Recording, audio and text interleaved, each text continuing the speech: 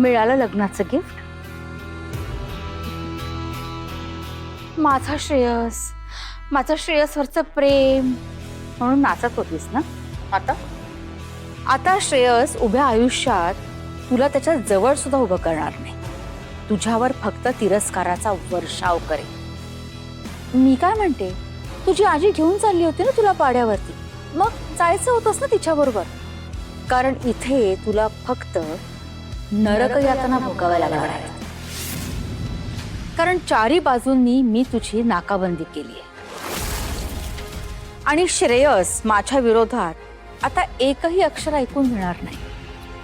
तेव्हा शहाणी असलीस तर हार मान आणि इथून निघून जा. नाहीतर एक दिवस श्रेयस तुला हाताला धरून या घराच्या बाहेर काढेल, हे लक्षात ठेव. शेवटी आलात तुम्ही तुमच्या मूळ पदावर. माझ्यासाठीची माया, कळवळा, छान अभिनय केला. पण एक दिवस श्रेयस समोरच तुमचा हा सगळा अभिनय उघडकीला येईल. तुमचा क्रूर कपटी चेहरा ना घरातल्या सगळ्यांसमोर येईल. का वागलात तुम्ही असं? सगळं मिळालं होतं ना तुम्हाला, मग तरी का उलटलात तुम्ही अशा? कारण माझ्या डोळ्यात तू कुसळासारखी खुपत होतीस. या जगात जर मला कुठल्या व्यक्तीपासून धोका होता तर ती फक्त तू होतीस.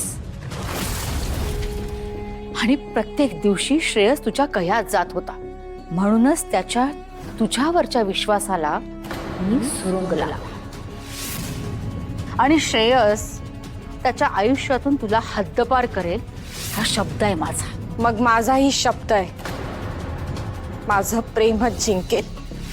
बघाच तुम्ही कितीही प्रयत्न केला ना आत्या, तरी देव सत्याच्या आणि सत्वाच्याच पाठीशी असतो. विसरू नका. एवढा आत्मविश्वास? कशाच्या जोरावरती एवढं नाक वर करून बोलतेस का तू? हा जरा स्वतःच्या पायांकडे बघ. पाय नाही, लक्ष्मीच्या पावलांनी आले मी. पण ह्या अवदसेला घरातून बाहेर काढल्याशिवाय मी स्वस्थ बसणार नाहीये.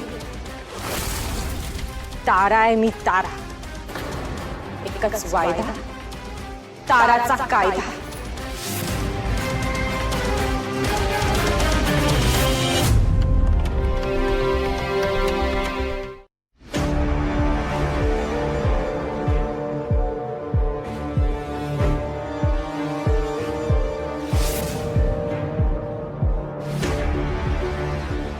शकुंतला आत्या